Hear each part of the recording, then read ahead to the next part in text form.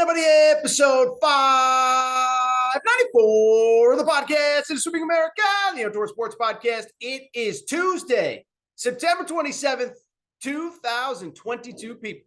I hope everybody's doing well. I hope everybody is having a great day. I hope everybody's ready for a fun, quick episode of the Outdoor Sports Podcast. Here is what you need to know about today's show. So today, as I just said, as your calendar and your phone says, it's Tuesday. Monday, yesterday, it was actually the first day of college basketball practices across the country. And so I know this time of year, most of you just want football. But we are officially 6 weeks away from the start of college basketball season. And I'm going to give you my 10 biggest storylines going into college basketball this year. More of a refresher, kind of get your brain going. Oh yeah, college hoops is coming. We'll discuss that on this show. Then we'll wrap. I'll do that, by the way, in two parts, give you a little bit of a break so the first segment isn't crazy long. And then from there, we will switch gears back to football, where yet another Power 5 head coach is gone. Jeff Collins at Georgia Tech. He was officially fired on Monday, probably about a year or two too late. But regardless, I want to talk about the job. It's one of those, they're in Atlanta, they should be awesome.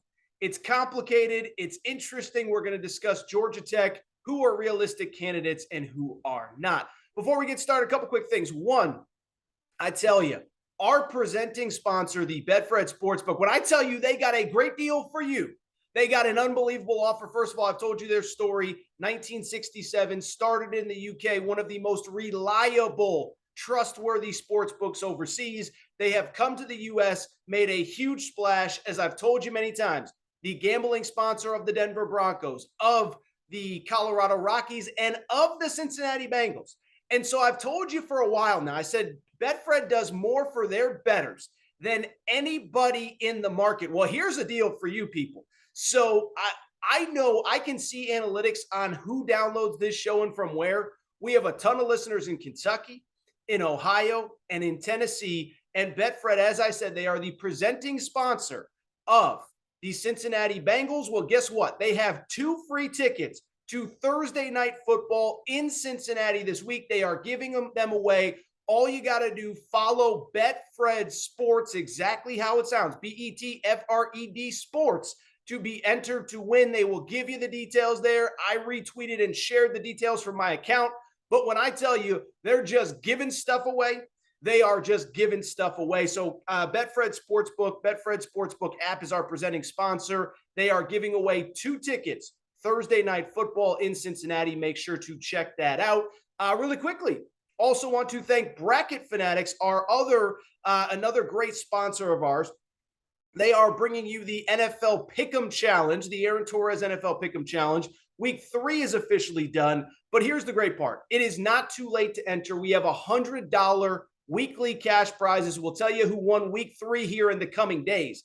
But week 3 is done. It's not too late to enter. Enter for week 4. You're automatically entered to win $100 cash prizes. Of course, you got to get the most picks right. And we have a season-long $1,000 cash prize to the person that gets the most correct picks. So go to bracketfanatics.com. Join Bracket. The bracket is Torres. Make sure to get signed up before Thursday night's game. We got a fun one. As I just said, it's in Cincinnati. Miami versus Cincinnati. We'll see if Tua versus Burrow ends up happening. Tua got banged up on Sunday. But great deal from Betfred. Also, Bracket Fanatics. We appreciate them. They are, of course, again, presenting the Aaron Torres NFL Pick'em Challenge. Not too late to sign up for the season. With that said, let's get to the topic of the day. By the way, I should mention, I told you at the end of Monday's episode, I am getting a new mic. I know some of you have said, the sound isn't as good as it used to be. I'm working on it. Give me patience. Give me time. I should have a new mic by the end of the week. But with that said, for the second time, let's get to the topic of the day. And the topic of the day is that by technicality, college basketball sort of technically started on Monday. Now, it's different than it was even 5-10 years ago. You can practice during the summer, but Monday was the official day you could start full steam ahead for the season ahead. And for people who are just kind of dusting off the cobwebs when it comes to college hoops, we are 6 weeks away from the start of the season. I cannot believe how quickly it's coming. and it is going to be here before we know it. And so what I want to do today is, we've done so much football. I want to take a step back, take a deep breath. And what I want to do, I want to talk a little college basketball with the 10 biggest storylines, 6 weeks away, practices beginning. What better time to get you ready for the season ahead than by talking storylines for college basketball? As I said, allow you to kind of dust off the cobwebs, get that brain refocused on everything that happened. So let's talk about it. My 10 biggest storylines, we'll do 5 now, break them up, come back and do 5 more. The number one college basketball storyline, drum roll please. I think you probably maybe know what it is. It is, to me, the simple question of this: can North Carolina finish the job? And I think we all remember back to last year. But for those of you who do not remember, North Carolina, year one of the Hubert Davis era, it was a bumpy road out of the gate, okay? Early in the season, this team really, really, really struggled. They got smoked by Kentucky in Vegas. They got smoked by Tennessee at Mohegan Sun. They lost to Purdue. They got smoked by Miami early in the ACC portion of play, got smoked by Wake Forest. And everybody kind of gave up on North Carolina about midway through the year, myself included. It is kind of funny in hindsight. People say, oh, how could people be so critical of Hubert Davis? Well, they weren't very good. And he inherited and returned a lot of talent from the previous year when Roy Williams was the head coach. And so I think anybody that criticized UNC was justified. And as a matter of fact, I know they were justified because Hubert Davis at the Final Four said we deserved all of the flack that we got in the middle of the year. But to his credit, it took time. He got the guys to buy in. And over the final 2 months of the season, they were awesome. They go on a run. They finished 13-3 over the final 2 months of the season. I think we all remember they beat Duke at Cameron in Coach K's final home game. They beat Duke in the Final Four to end Coach K's career. But what was crazy about that run, they did ultimately fall short in the national championship game to Kansas. Rock Chalk Jayhawk, your national champions. But when it was all said and done, something very interesting happened. They basically returned their entire team from last year. Now, they did lose Brady Manick, the big wing shooter, kid with the long hair, white guy from Oklahoma, the transfer from Oklahoma. But thanks in large part to NIL, they returned a ton of talent from last year's team. Armando Baycat, I think it's easy to forget this. He was the runner-up for the ACC Player of the Year. And when you talk about a guy that just was dominant in the NCAA tournament, I don't remember a player doing what he did in the tournament the way that he did it. 15 points, 15 rebounds, playing on a bad ankle against Kansas. 11 points, 21 rebounds against Duke. 20 points, 22 rebounds against St. Peter's in the Elite Eight. And so that guy comes back. RJ Davis, of course, the kind of combo guard who kind of took over point guard duties, comes back. And then the big one, Caleb Love, second leading scorer, 16 points per game, the guy who really blew up in the NCAA tournament. He announces late that he is coming back as well. And North Carolina got the band back together, a team that was one game away from winning a national championship, returns 4 of its top 5 scorers, 5 of its top 7 scorers, and 4 starters. Oh, by the way, also the one spot where they did not return a starting player, they had Pete Nance, a very talented transfer from Northwestern. And so going into this year, I'll be honest. Listen, I know the Betfred Sportsbook actually does not have North Carolina as its favorite. They have Gonzaga and Houston. We'll talk about both those teams in a minute as co-favorites. I think North Carolina should be the favorite. They return a ton. Those guys bought into Hubert Davis. And I think more importantly, when you have that many guys come back, when you have that many guys give up money at the professional level, and I know they're making money in college now, but when you have that many guys bought in, what it means to me is they are coming back with one goal and one mission, that is to win a national championship. Can they finish the job, get back to the Final Four, and ultimately win it? We will find out. But to me, that is the biggest story in college basketball coming into the year. I don't know if it's by far, but to me, it's certainly one of the 2 or 3 biggest. Number 2, let's just stay on Tobacco Road. And I just mentioned Coach K lost his final regular season game as head coach. Coach K lost in the Final Four to North Carolina. And so North Carolina will forever have bragging rights over Coach K. But now, for the first time since the 79-80 season, We have a new head coach at Duke. Think about that. Since 1979-80. Some of you probably have parents that weren't even born in 79-80, or at the very least, you weren't born. Your parents were probably, you were just a twinkle in the eye of your parents. Duke has a new head coach in Jon Scheyer. And a couple quick thoughts here. One, I'm not going to do the, criticize Duke and blah, blah, blah, blah, blah. And as a matter of fact, I'll actually take the opposite approach. I know everybody, myself included, we did kind of make fun of the whole retirement tour last year with Coach K. But as I've said a few times now, it actually worked out very nicely for Duke, because what it allowed Coach K to do was stay back with his team in Durham last summer, not this past summer, but the summer before. Paolo Banchero, AJ Griffin, all those guys, allows him to be with the team, spend time with them. And then it allowed Jon Scheyer to go on the road and recruit and go ahead and lock up what ended up being the number one class in the country. And oh, by the way, I know everybody's going to say, oh, obviously Coach K was really recruiting. Well, he wasn't at recruiting events. Now, I can't say what he said or did not say once the kids got to campus, but he did not recruit 2 summers ago. But Jon Scheyer was allowed to focus on recruiting. He signed the number one class in high school basketball last year. 3 basically top 5 players in that class. Kyle Filipowski, big man. Derek Lively, a 7'2" center that reminds me a lot of Willie Cauley-Stein, formerly of Kentucky. Dariq Whitehead, who unfortunately is out to injury. And it really put Duke in a great position.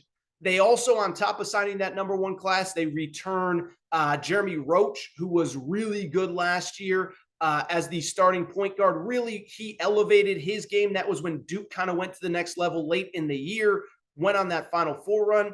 And finally, I'll say this, man. Listen, I don't know if Jon Scheyer is going to be good. I don't know if he's not going to be good. Nobody knows. I do give him credit for one thing, though. I thought he really, this offseason, put his own stamp on the Duke basketball program. And here's how he did it. He did it in a few different ways. One, we talked about it at the time. He hired kind of a couple new new coaching staff members, gets Jay Lucas from Kentucky, brings in a GM from Nike to specifically handle NIL deals. But on top of that and beyond that, I thought he did a good job around the NBA draft deadline of making sure that he did not come into this season shorthanded. Remember, that NBA draft deadline hits, sometimes you lose key players, and he had a player in Trevor Keels that was right on the fence right up until the end.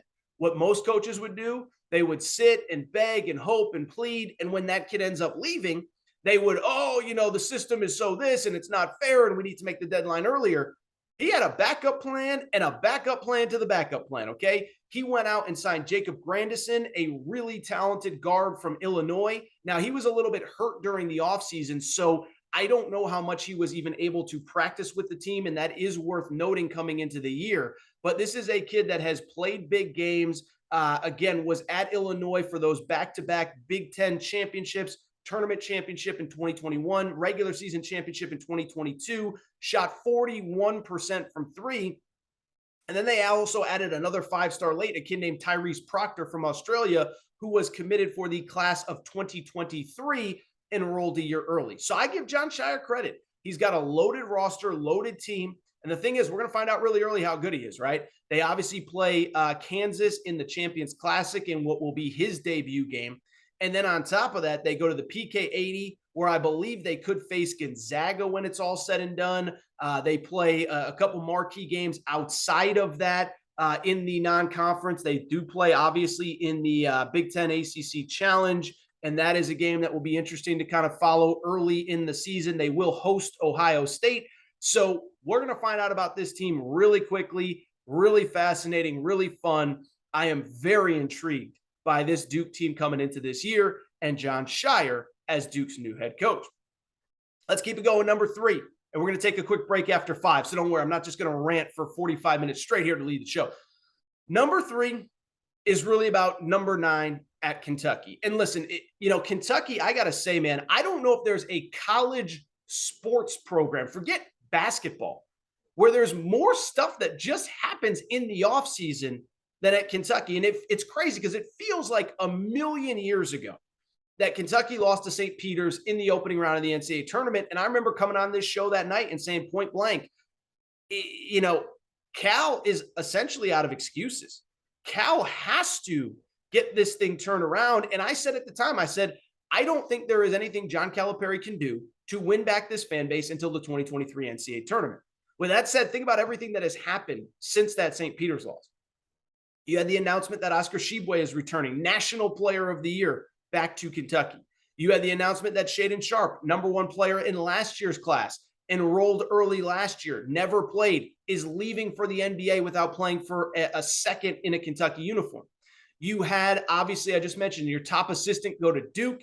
You also had the Gonzaga stuff. You had the Mark Stoops stuff. You had everything that happened. But now we're back to where things ended in March. It's about what happens on the court. By the way, Kentucky went and took a summer tour in the Bahamas, but it's about what happens on the court, and it's about, do you get Kentucky at the very least back to the Final Four, if not compete for championship #9 in the Bluegrass? And what I would say about this one is it's pretty straightforward. I don't know how long John Calipari plans on doing this, but he's in his early to mid 60s.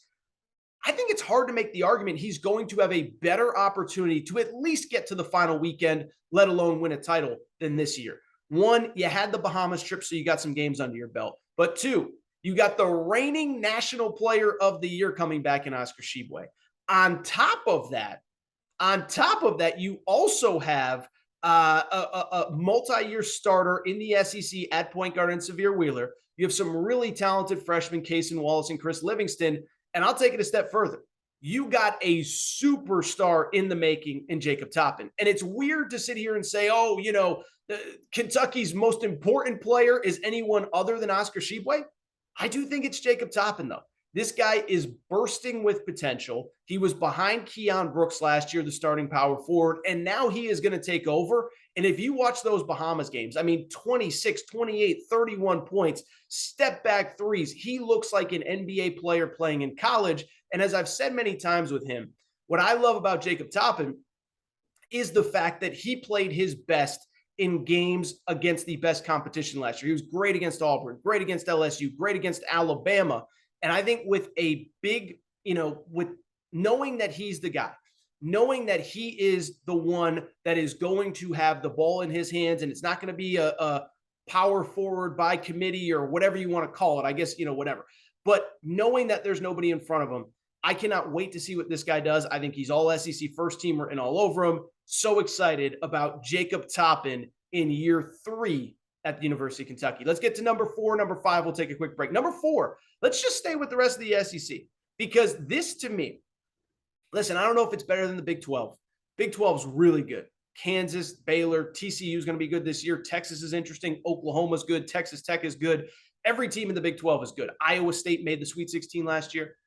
This is the best that the SEC has ever been, and it's certainly the most intriguing. Outside of Kentucky, we have Arkansas, who's its own separate topic, so we're going to save that for part 2. You have Alabama, won the regular season 2 years ago, struggled this past year. And when I say struggled, this is how bad it was at Alabama. And I'm using bad in air quotes. They got a 6th seed in the NCAA tournament. They beat Gonzaga. They beat Houston in the regular season.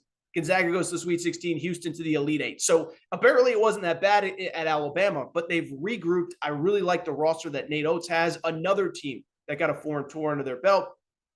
Auburn, Bruce Pearl is going to be really good. Janai Broom, we talked about him with Bruce Pearl over the summer. Really, really talented player. And I think even with the SEC, what's interesting to me is even the bad teams are interesting, and even the teams that have new coaches kind of hit the ground running, right? Because it used to be you get a new coach, unless it's John Calipari, who's got 2 McDonald's All-Americans, 3 McDonald's All-Americans committed to the last place. It's a slow build. Well, now with the portal, it ain't got to be that way anymore. Florida with Todd Golden. I call him young Sheldon Boy Wonder. Remember, this was a guy that, 36, 37 years old, led San Francisco to a NCAA tournament bid last year, very analytically inclined, all that stuff. I bring it up because he's at Florida and they killed in the portal. Will Richard from Davidson, or Belmont, excuse me. I think I said Davidson. Alex Fudge from LSU. They bring back Colin Castleton. They're interesting. LSU, friend of the Aaron Torres pod, Matt McMahon, did a great job in the offseason, had to convince 13 players to come to LSU. Remember, at one point, he had 0 scholarship players. Missouri with Dennis Gates, I think, is going to be good. Mississippi State with Chris Jans is going to be good. Even South Carolina, which I don't think will be good. Remember, they got the kid Gigi Jackson, the #1 high school player in America who reclassified. So just a fascinating league. So excited for the SEC. So excited to see who emerges, who steps back. By the way, I didn't even mention Tennessee. Rocky Top Tennessee. Those fans are going to get mad at me. Rick Barnes, say what you want about him. That is a team that is built for the regular season at the very least. They're going to be really good. Santiago Vescovi's back. Zakai Ziegler's back. Euros Plavic is back. Really excited about the SEC. I think Tennessee might end up being the best team when it's all said and done, at least in the regular season. But Kentucky, Arkansas, Alabama, Auburn at the top of the league, it is going to be a war every single night. Let's get to number 5, and we'll take a quick break, okay? Number 5, the Gonzaga Bulldogs. Is it finally the year for Gonzaga? I don't know. But say this for Mark Few. Every single year he's got a team good enough, and then it just comes down to whether they'll do it or not. We all know from Gonzaga last year they lose to Arkansas in the Sweet 16. They did lose their 2 best players off that team. Andrew Nembhard, late first round, early second round pick. I forget exactly. I think he was the first pick of the second round. And of course, Chet Holmgren, who was the number 2 overall pick, unfortunately did deal with an injury in Summer League. But actually, I think it was at one of those pro-ams. I take that back. It wasn't a pro-am. But Chet Holmgren, Andrew Nembhard's gone. But Drew Timme is back, 4th year, National Player of the Year candidate, one of the most decorated players, not only in college basketball, but in college basketball history coming into this season. And when I look at that team, I just see a team that, once again, they're going to be in the conversation. They added through the portal Malachi Smith, transfer from Chattanooga, 3-point shooter. Efton Reed, transfer from LSU, really good player. And the guards are going to be really good as well. Hunter Salas is back. Nolan Hickman is back. Julian Strother on the wing, I think, might be their best NBA prospect.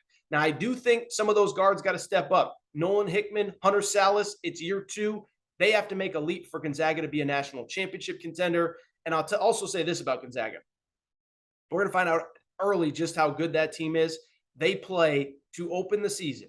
They will play Michigan State on an aircraft carrier. I'm trying to go to that game. We'll see if it happens. They will play Gonzaga, or they will play Kentucky, obviously in Spokane. They will play at Texas. Chris Beard is obviously the head coach there. They will play in the PK80 Invitational. They're going to play Alabama in Birmingham. They are going to be a traveling circus over the first probably 6 weeks of the season. We'll see. With Gonzaga, they're one of those programs. It always comes down to what they do in March, and we'll see if they ultimately have success. Let's continue the conversation on the 10 biggest storylines in college basketball. For people wondering why you're talking college basketball on September 27th, AT, well, the answer is pretty straightforward. Monday was the first official day of practice. Again, this is just to kind of get the brain moving, get the wheels processing upstairs, because college basketball is coming. We are 6 weeks away, and we're going to have plenty of preseason coverage here on the Air Tour Sports Podcast. We went through storylines number 1 through 5 a moment ago. We talked about North Carolina trying to finish the job, Duke with John Shire, Kentucky going for number 9, SEC basketball on the way up, and of course Gonzaga trying to get number 1 in program history. Let's keep the conversation going at number 6. And I just mentioned a minute ago that we would have a separate section just on Arkansas. We talked SEC, we talked Kentucky. I said we'd have a separate section just on Arkansas, and it's for one simple reason. They are one of the more fascinating programs coming into college basketball this year. I think by now everybody knows the story. Incredible, just kind of 3-4 year renaissance for this program. Eric Musselman comes back-to-back Elite Eights over the last 2 seasons. And this year, there is real buzz and real excitement that this program could get over that Elite Eight hump into a Final Four. And I think it can absolutely happen. Now, a couple things. One, they did lose basically everybody off of last year's Elite Eight team, but it is worth noting they lost most everybody off of the previous year's Elite Eight team and got back to the Elite Eight a season ago. So 2 guys are back. I will mention both guys actually played pretty well on Arkansas's overseas trip. Kamani Johnson, a big guy, and Devo Davis, a guy that I really expected to break out last year, looked really, really, really good overseas with Arkansas. But you know who else really looked good? The transfers and the freshmen. Much like I just mentioned a minute ago with Kentucky, that Jacob Toppin, an older player I expect to break out. The name to keep an eye on at Arkansas. We're going to talk a lot about the freshmen, but it is Travon Brazil, transfer from Missouri. I said it after their summer tour. I don't really remember him at Missouri, and shame on me. Now, shame on Missouri for not giving me a reason to watch, but this kid is big. He's athletic. He finishes and dunks everything around the rim. I think the stat was he shot 93% from the field on Arkansas's overseas tour. And so that shows you how talented this kid is, how good he is, and what a finisher he is at the rim. Super long, super athletic, blocks a lot of shots. And even though he's new to Arkansas, brings, I guess you would call it, a pseudo-veteran presence to the Razorbacks, who, of course, are going to be relying a lot on that freshman class as well. The other big name out of the transfer portal to know, I think, is probably going to be Ricky Council from Wichita State. He's another guy that I believe can play in the NBA at some point. Travon Brazil, I'm just saying, write it down now. That kid could be a first-rounder maybe as early as this year. Speaking of first-rounders as early as this year, well, Arkansas has 6 top 100 high school players that have come in, including 3 McDonald's All-Americans. I've talked about him a lot. Nick Smith Jr., maybe the potential #1 pick in the 2023 NBA draft. You watch him, about 6'4", 6'5", just super long, super athletic, handles the ball, shoots threes, prototypical NBA kind of hybrid player in this era. Anthony Black, another guy, 6'6", 6'7", more of a point guard. And really talented player. Jordan Walsh, talented as well. And then you got the 3 other guys. And I give Arkansas fans credit. They have stayed on me. Hey, Torres, you talk so much about the McDonald's All-Americans. Do not forget about the other 3 who could be difference makers. Joseph Pinion, a shooter. Darian Ford, just a crazy athlete.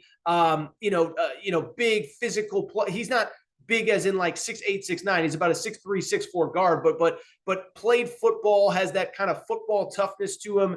And then finally, Barry Dunning, who, if you follow the Arkansas social media accounts, can jump, can leap, and was probably one of these surprise players for Arkansas's overseas foreign tour. I think the big question with Arkansas right now, how do you manage minutes for all those guys? They really have probably 12, 13 guys that can and maybe should play this year. I think it'll be fascinating. But the one thing I'll say, we've learned this with Eric Musselman. If you're good enough, you will play. Remember, 2 years ago, in the first Elite Eight run, it was the freshmen, Devo Davis, Jalen Williams, and Moses Moody, who really carried that team. Eric Musselman, he just wants the best players on the floor. Last year, Trey Wade was a guy that was at the end of the bench to start the season. He plays a key role late.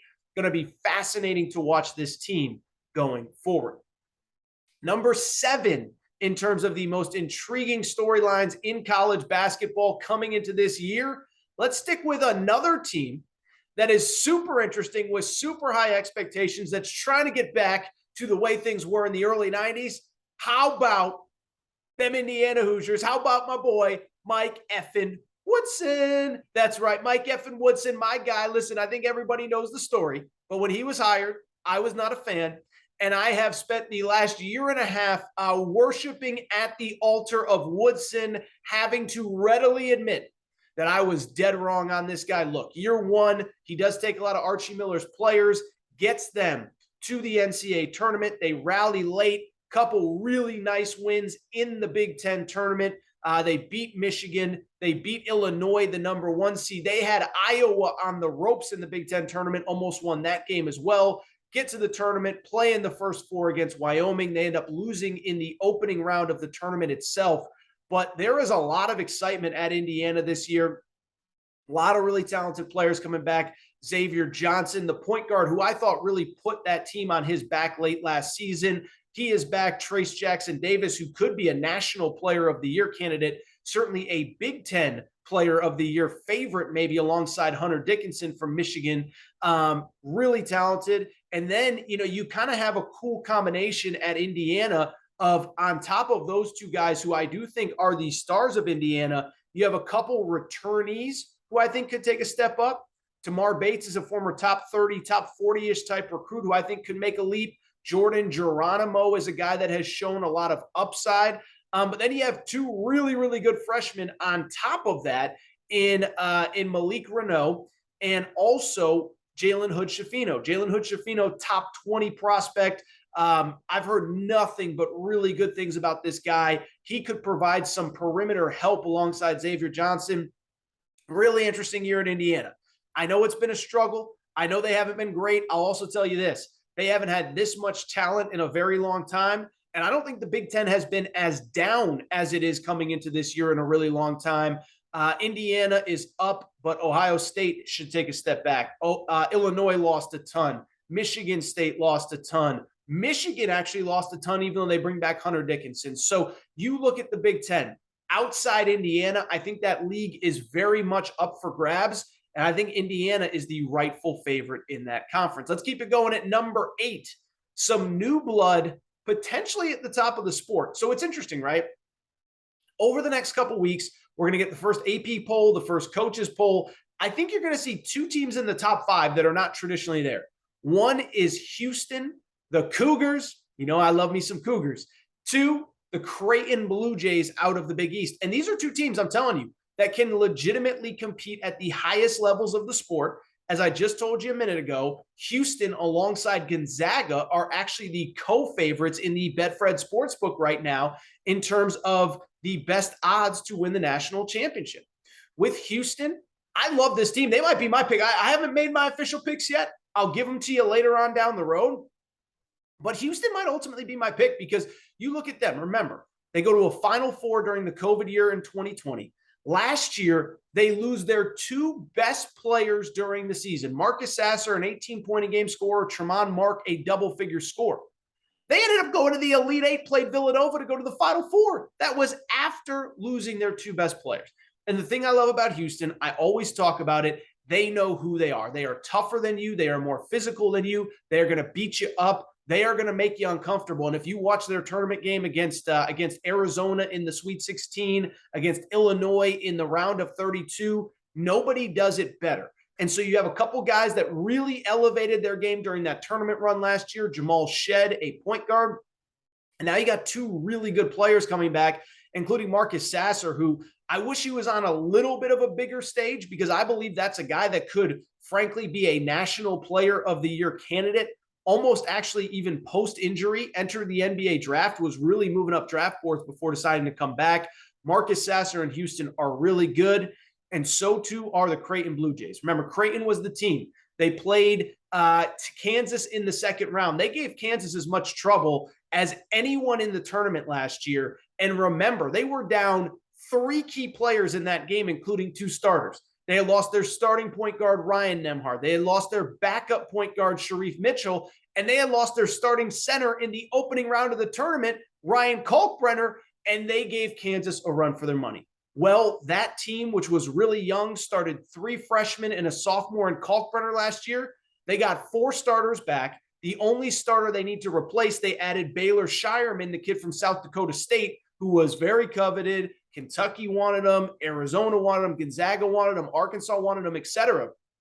He ends up at Creighton, and he's going to be playing alongside a really good center named Ryan Kalkbrenner, as I just said. Arthur Kaluma, I think, is the player to know there. He is an NBA player with an NBA-type body. Talked to Greg McDermott a little bit during the offseason. He said, look, this kid could have gone pro, but he doesn't want to go to the NBA and make the NBA. He wants to go to the NBA and stay in the NBA. Comes back for one more season. Creighton has a chance to be really good. Do not be surprised to see them in Houston at the Final Four. Let's keep it going and let's stay in the Big East at number 9. And, you know, Creighton is probably going to be the favorite in the Big East. But I will tell you, you talk about a fascinating conference in college basketball. The Big East is it. Okay, so first of all, Creighton is probably the preseason favorite for what I just told you.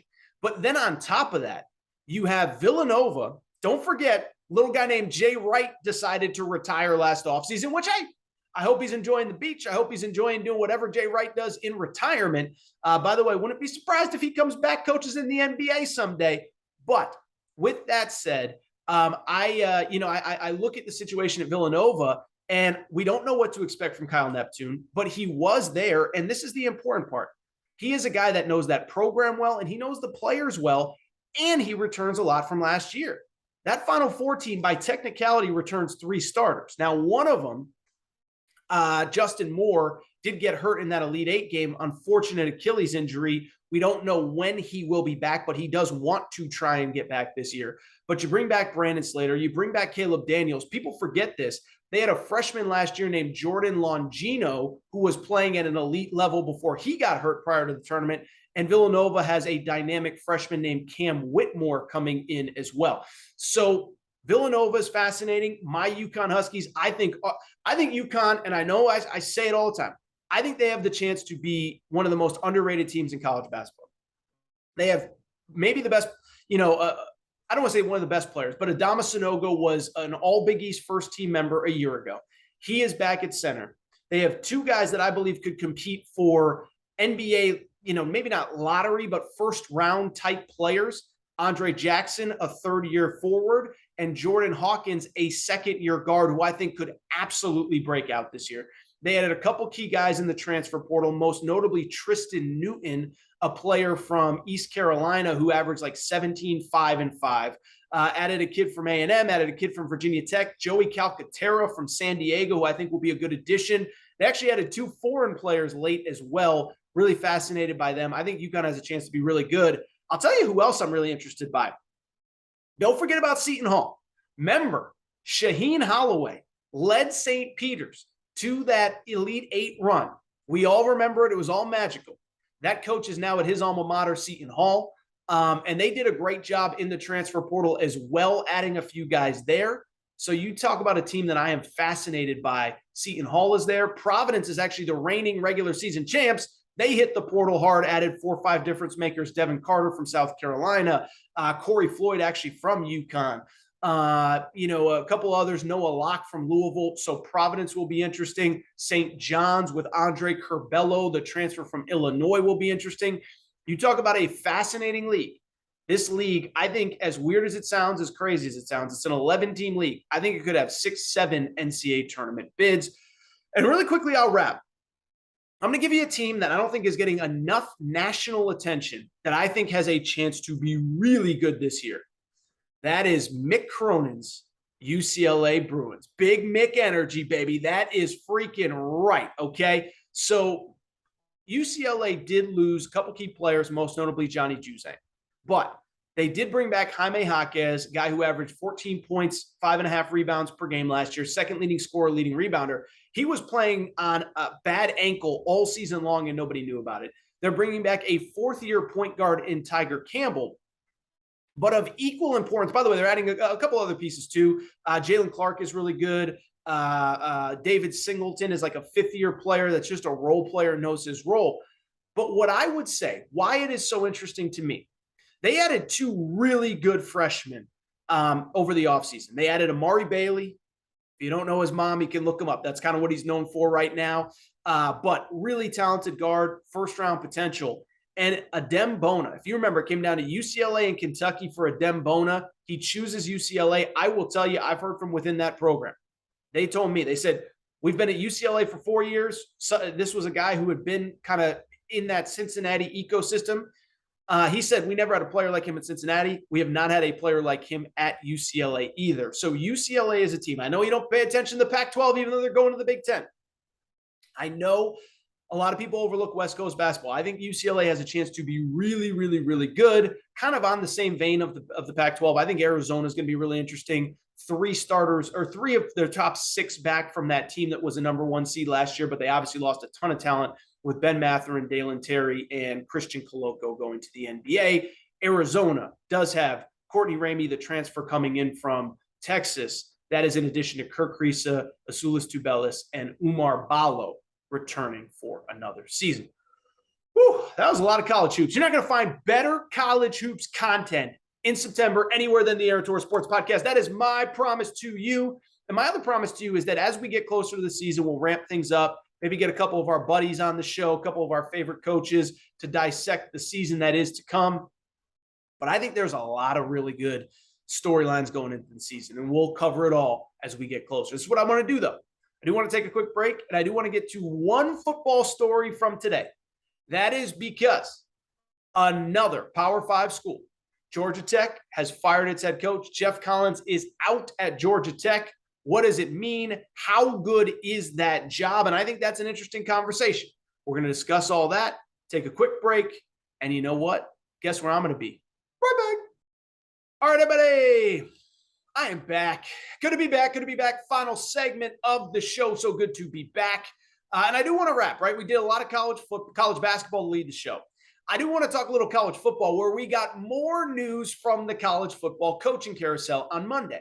And what I will tell you, if you love this sport, get ready because this is the new reality of college football, okay? The reality of college football is with this early signing period in place in early to mid-December, you can no longer wait until the end of the year to fire a coach if you know he's not coming back. And so last year we saw Clay Helton fired in week 2, Ed Orgeron fired by mid-October. And this year we have already seen Scott Frost let go, Herm Edwards let go. You know, Brian Harsin is hanging on by a string at Auburn. And on Monday, we had yet another head coach let go. As we wait for Brian Harsin, we already had 2, Scott Frost and Herm Edwards. And a third coach was let go, Jeff Collins, fired at Georgia Tech. It is worth noting the AD who hired him, Todd Stansbury, was let go as well. Georgia Tech, the third Power 5 school to let go of its head coach. And what I would say about this one, this is one where I really have no super strong opinion about it. And no super emotional attachment, right? I think we all kind of wanted Scott Frost to work at Nebraska, native son returning to his school, all that good stuff. I think we all liked Coach O. We wanted to see that one work. This one, there really is I don't think any real argument that Jeff Collins should have been kept. Now, I will say he did not inherit an easy situation. For people who do not remember, prior to him at Georgia Tech, Paul Johnson was the head coach. He was a triple option coach. And so when Jeff Collins took over, he had the unenviable task of basically revamping the entire roster on the fly. When you run the triple option, you need a running quarterback, you need wide receivers that can block, you need smaller offensive linemen to get downfield and block upfield. And when he came in, he was tasked with basically completely revamping the program, and it was a really tough assignment. At the same time, it is worth noting that through 3.5 years, he had gone 10-28, 7-19 in the ACC. And it's not as though Paul Johnson left a complete mess at Georgia Tech. Paul Johnson, in 11 years there, went to 9 bowl games, including his final season. So I'm not saying that it was one of those deals where it was a super easy rebuild and this guy didn't need time, Jeff Collins. But this is now year 4, 3-9, 3-7, 3-9, 1-3, and you're just now getting into the heart of the ACC. It felt like it was time. It felt like it was not working. And, to quote Trev Alberts, the Nebraska AD, when he fired Scott Frost, it just feels like you needed another voice in that locker room. So I am not surprised. Now, what will be interesting is what happens next to Georgia Tech, because this is low key one of the more intriguing job openings, I believe, in college football, because it has a lot of real positives and a lot of real negatives as well for the next head coach. I think there's a lot of people across college football that believe this is potentially a sleeping giant in college football. And it's for one really obvious reason. It's in the heart of maybe the most talent-rich city in America in terms of high school football recruiting, Atlanta, Georgia. Listen, you don't need me to tell you the stats and the analytics and the data, but Atlanta is right up there with Houston and Miami and Los Angeles in terms of the volume of high school players that come out of Atlanta, right? So, a job like Nebraska opens and you sit there and say, how good is it really in a world where they have 2, 3, 4 real high major recruits in the entire state of Nebraska on any given year? Well, Atlanta has 25, 30, 40, 50, 60, 70 in most years. And so it is a job where with the right coach, you can go in and recruit and be in a place to have success right away. I say it all the time. We talk about good job, bad job, this job, that job in college football. The best jobs are the ones where you have the access to the most good players, and there aren't many that have more access to more good players than Georgia Tech. And even if you want to argue that they are in a city that is surrounded by Bulldogs fans and, right down the road is the reigning national champion recruiting at an insane level, I would say Georgia only has 25 scholarships, and Georgia really has taken on a national recruiting approach over the last couple years where, yes, they're still going to get their guys out of Georgia, but they really go all over the country to look for players that they believe can come in and be difference makers for this program. Brock Bowers, that tight end that everybody loves, He's from California, okay? Keely Ringo, the star cornerback, who I believe is going to be the number one pick. He's not going to be the number one pick, but he's going to be a first-round pick this year. He's from the state of Arizona. So Georgia has very much become a national recruiting team. They want the best players from wherever. They'll go wherever. They're going to supplement it with Georgia prospects. But even if Georgia took 25 guys out of the state of Georgia, there's still plenty left over for Georgia Tech. And that's why it's so intriguing.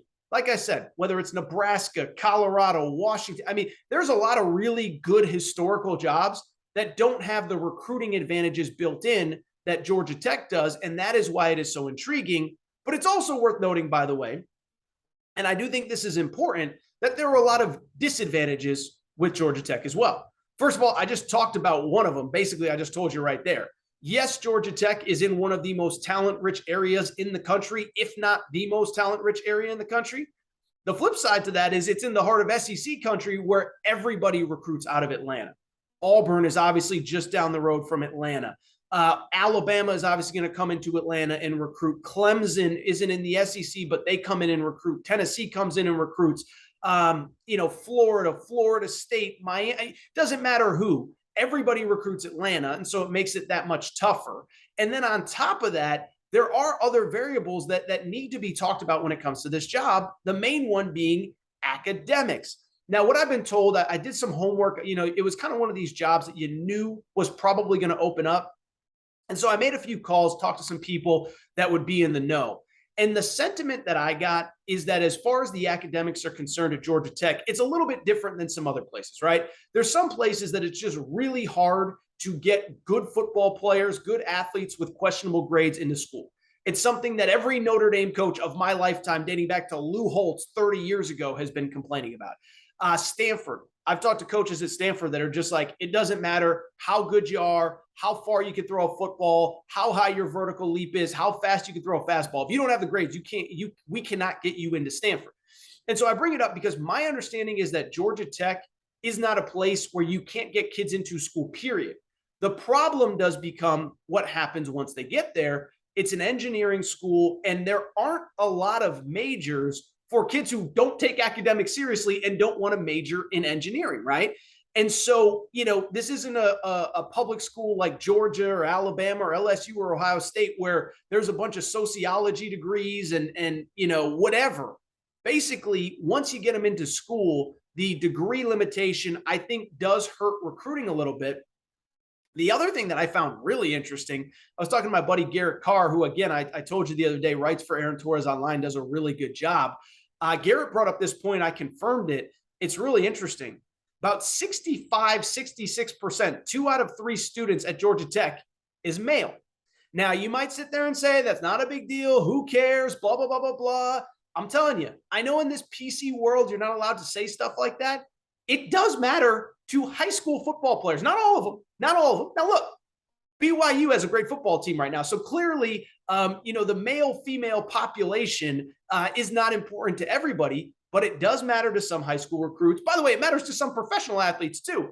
There's a reason NBA players don't want to play in Utah, in Minnesota, in Milwaukee, in Cleveland, do want to play in Miami, Los Angeles, Houston.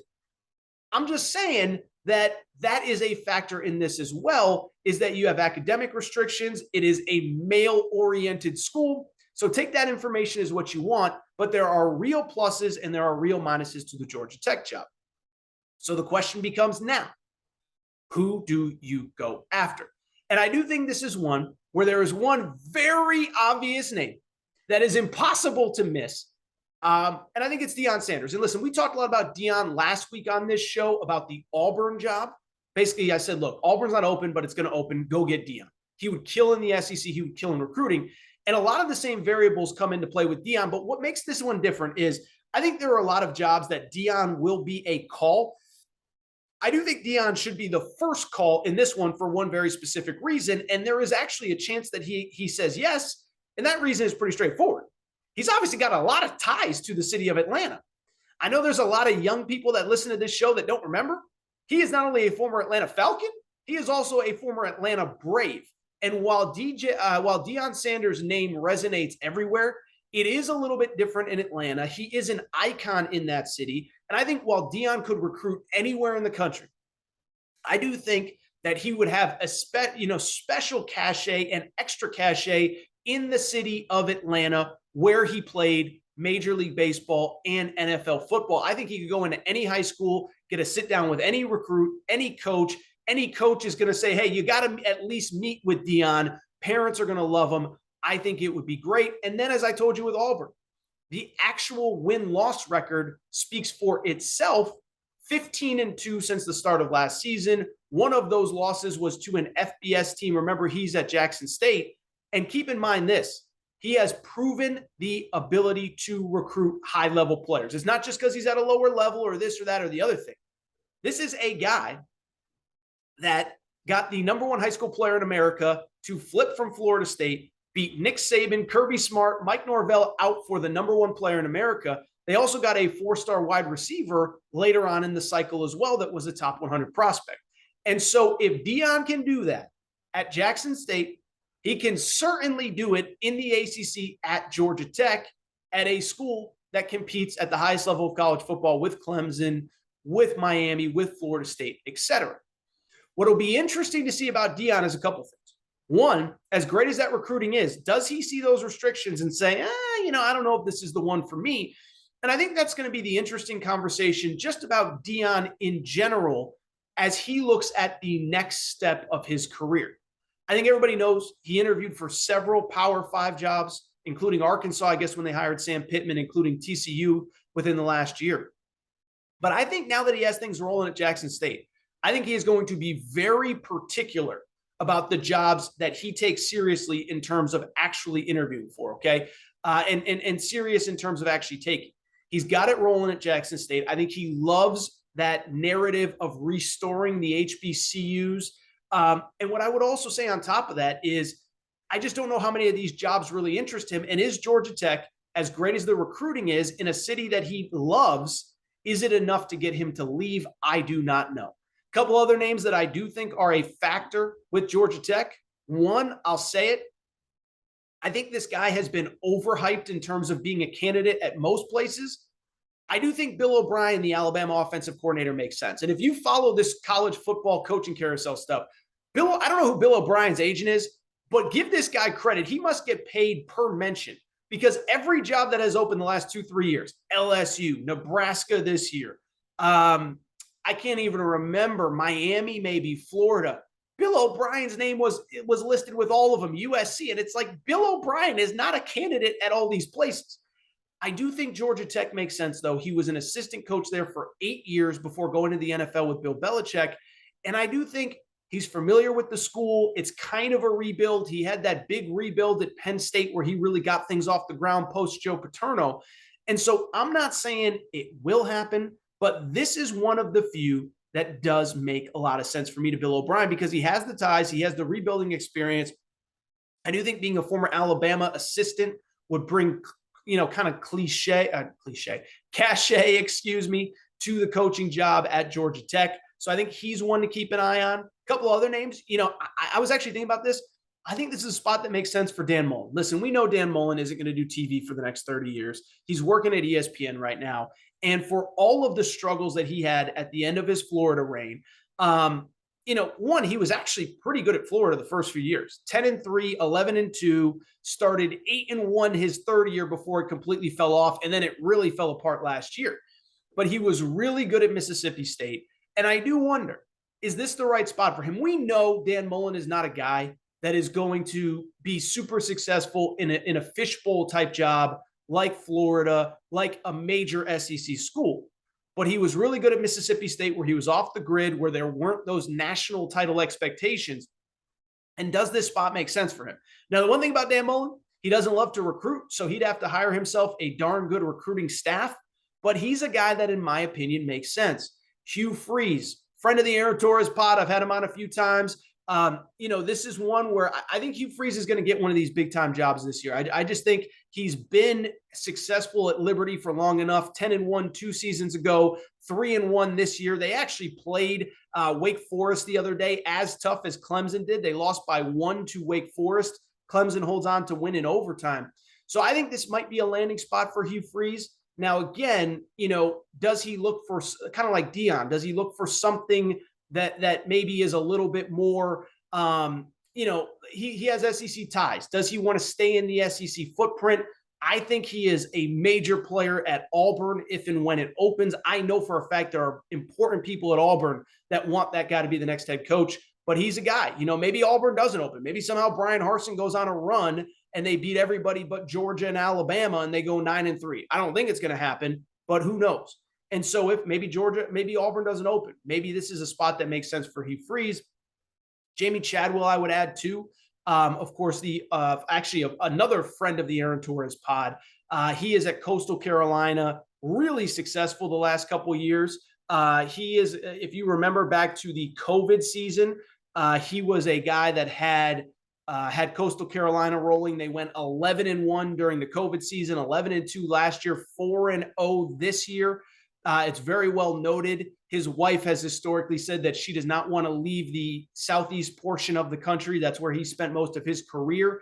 So does that one make sense for Jamie Chadwell? Really fun offense. I think that's the thing that you could sell is I put up a lot of points. We're going to score a ton. And I think that sells with recruits. And I think that is a name that makes sense. But I'm telling you, you got to put all your eggs in the Dion basket and make him say no. And then after that, I do think it gets really interesting with Hugh Freeze, with Dan Mullen. Finally, what I would also say is the most important part of this whole conversation is who is actually making the hire. Never forget the AD got fired as well. So I think you got to get an AD in place before you make the head coaching hire. All right, I think that's it for this episode of the Aaron Torres Sports Podcast. What a Tuesday episode. Did AT do it again, baby, or did AT do it again? Fun episode. It is time for me to get out of here, though. I got some stuff to take care of. Monday Night Football to watch. I'm going to get out of here. Before we do, I want to remind you, make sure to subscribe. Aaron Torres Sports Podcast, Apple, Spotify, Amazon Music, Google Music, wherever you listen to podcasts, make sure that you are subscribed. Also, make sure to rate and review the show. Go ahead, give us a quick 5 stars. Let us know what you like, what you don't like, all that good stuff. Make sure you're also subscribed on YouTube. Aaron Torres, all you got to do is look up YouTube. YouTube channel is rolling. We're over 13,000 subscribers. I appreciate everybody's support there. Also, make sure to all that stuff. I already said it. Subscribe, rate, review, do what you do. Help your boy Torres out. We're going to get some of these tech things figured out here over the next day or two, but excited for this next chapter of the Aaron Torres Sports Podcast. So that is all for today's show. Time for me to get out of here. Shout out to Torrent Craig. Shout out to Rachel, who hates my voice. Shout out to JJ Reddick, you F-head. I'm out of here. I'll be back on Wednesday. New episode of the Aaron Torres Sports Podcast.